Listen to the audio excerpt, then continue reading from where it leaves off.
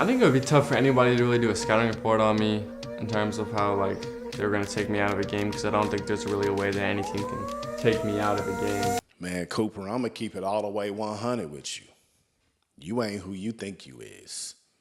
I've been down in Montverde. I coached down in Montverde. I've been in Montverde streets. I actually lived on campus when I was director of scouting, director of recruiting for Montverde down there. I know the training regimen that you on down there. I know the talent that they have coming in that surrounds you down there. I know you having these college coaches come in there every single day. Your mindset was set on Duke, but they still coming in there, and that's still going to be gas to your fire.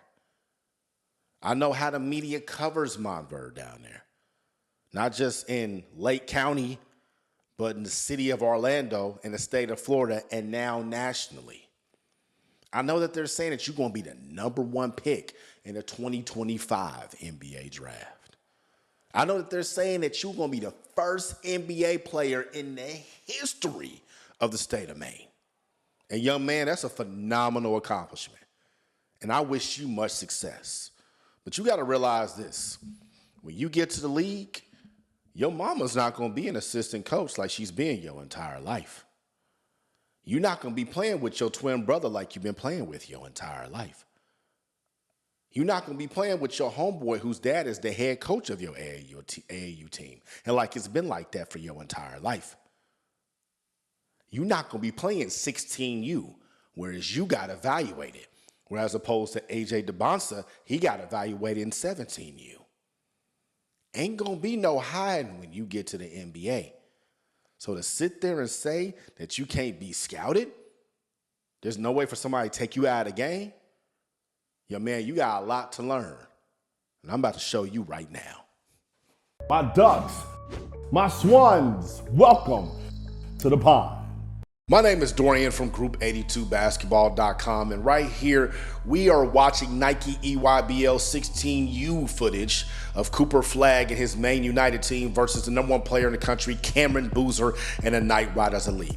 And this play right here, Cooper is trailing the secondary break. Because he's a trail man, he gets a wide open left wing three. You see 3 defenders on Knight Riders Elite. They're not concerned with Cooper because he's not a great shooter.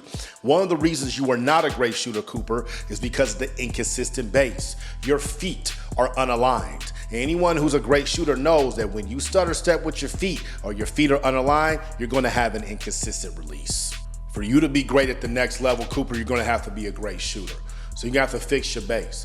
Right here, you got a one-on-one matchup with Cameron Boozer, so you know that you're going to have to pull up for it because you can't beat him off the dribble. You're getting able to walk into this three, but you do the exact same thing that you did on your last shot. Your feet aren't aligned. Since your feet aren't aligned, you're going to have an inconsistent release. And the last shot was short, and this one was long. You got to fix that if you want to be a great shooter at the NBA level. Even on your uncontested attempts, you're still doing the exact same thing. And this shot was short as well. Your teammate gets a great look-ahead pass. This is a shot you will get in the NBA. And as you can see, your feet are not aligned again. And your release was extremely quick. This one barely grazed the front of the rim. I love this clip right here because at the 16U level, this is the closest thing that you're going to get to an NBA look. NBA action, NBA drive, NBA volleyball smack to the third row. You do a great job of establishing position on him from the pinch post extended. You got a great matchup. You got a driving lane to the left and the right side. But what you decide to do is you put the ball above your head and stand straight up while Cameron Boozer is in the athletic defensive position. You swing it back to your teammate to get the reset. You have this weak shot fake where the ball doesn't come above your chin, and then you step back on that. Kobe gonna tell you why that's a problem. You see a player pump fake. If they're right-handed, the right leg always goes behind, right? Now demonstrate. What the hell? They throw a pump fake, they do this, right? See how the back leg goes back? Who the hell is gonna shoot the ball from that position? Nobody, right? So why would you fall for that pump fake? Not in a million years. So if a person's going to pump fake and you're looking at his foot and he's in that position, you know he's not going to shoot. He's going to drive the ball. You just back up, right? You just back up. And you know Cameron's dad, Carlos, played with Kobe, so obviously he picked up on some of that. And Cooper, if you want to be able to score at the next level, you got to get more consistent with your pump fakes. This play right here is exactly what scouts look for. Cooper, you have a go-to move, and you do it all the time, and you've mastered it. You see you got a great matchup right here. You're about 25 feet away from the basket. Ball starts on left, you go behind. You put the ball out way too far in front of you because your handle's loose. We're gonna talk about that. You should have drove to the right, but you come back to your left because that's your go-to move. Because you're 6'8", 6'9", playing at the 16U level, you're able to shoot over this defender. But when you get to the league, that's gonna be an instant block. What I see here is an indecisive player. You try to lull Cameron Boozer to sleep, bro. This is an NBA player. Okay, none of that stuff's gonna work. You start off on the right wing and you end up shooting a dirt floater on the opposite side. How does this happen? Your teammates do a great job of moving without the ball.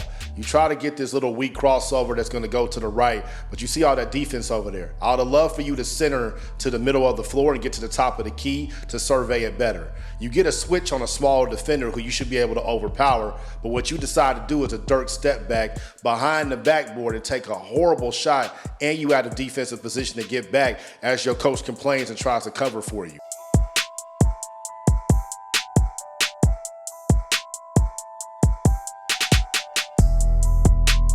Now, I know that sounds like tough criticism. You know why it sounds like that? Because it is. This ain't 16U, dog.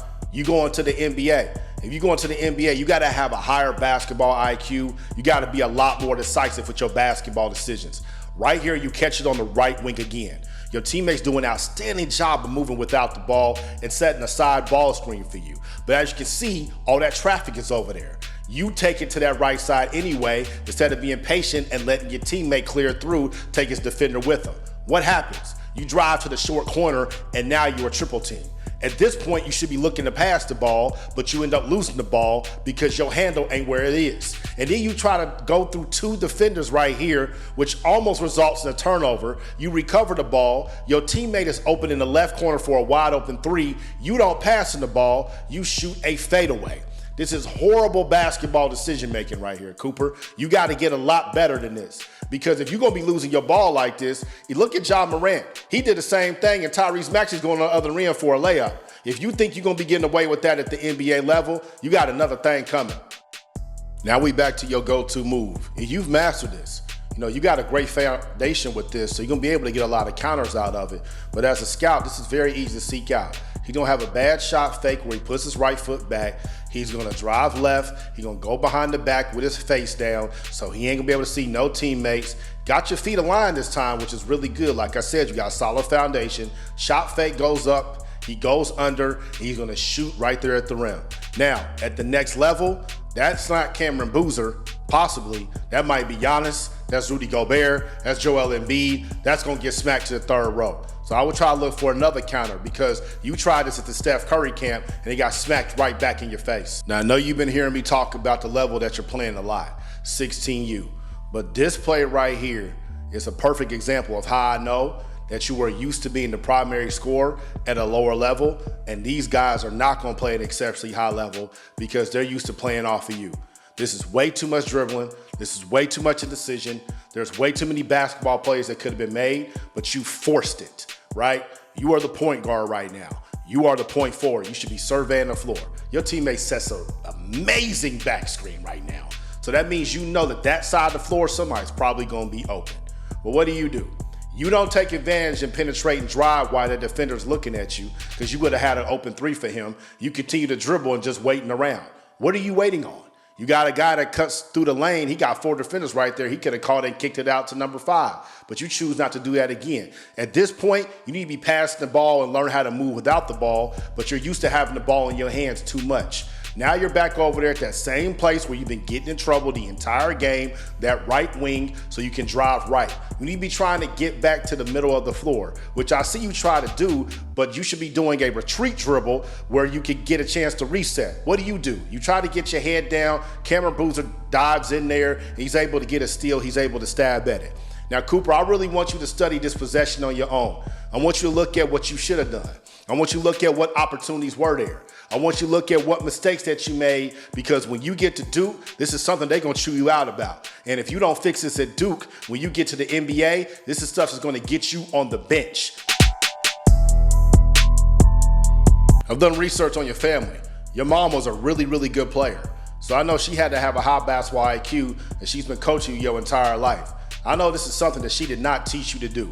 Anybody knows when you're getting full court press during clutch time, there's one place you don't want to go, that's the coffin corner. I would have loved for you to make a banana cut to the wide open spot on the floor. But you go to the coffin corner where you're getting D'd up by 35, the baseline, the sideline, and now a double team. And what do you decide to do? You decide to throw it to the high heavens. We saw this in the NCAA tournament with Kihei Clark. This is not a basketball play. It's a low IQ play.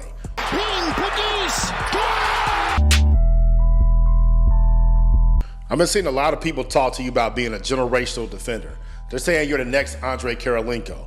But every clip of yours I see where you're playing good defense is just you getting weak side blocks on non-NBA players. Here you're matched up with a future NBA player in Cameron Boozer. You give him a cushion even though he's hit 2 threes already. He takes you off the dribble, you reach, which puts you out of position. He puts his shoulder right there into the arm that you reach, gets his foot past you, gets to the rim, and he just missed it. If you do that in the NBA, on LeBron, on Giannis, you will get dunked on.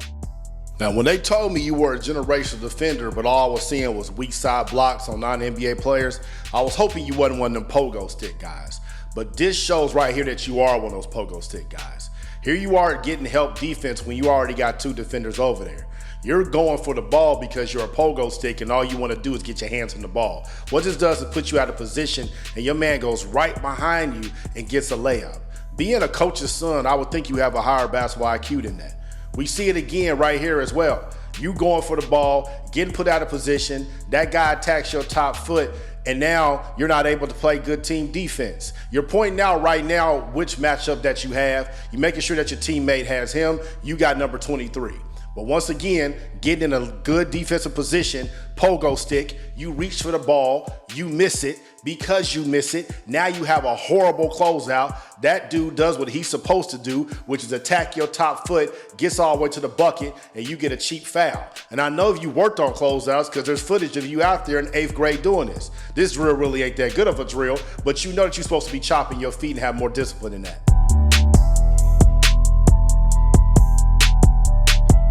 Speaking of cheap fouls, what is this?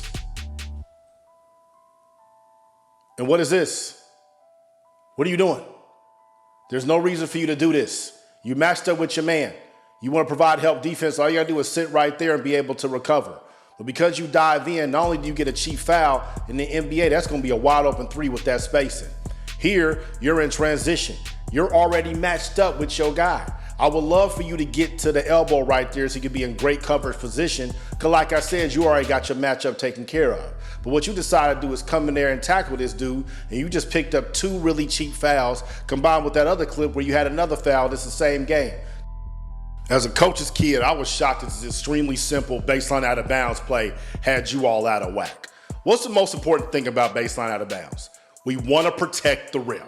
We can't give up no layups. Your teammates are in great positions for that, and the play is already activated, but look at you. You're not even ready to play. You got your hands on your knees. First screen set, second screen set, this dude slips it, you worried about giving up a 3, and instead you give up a layup.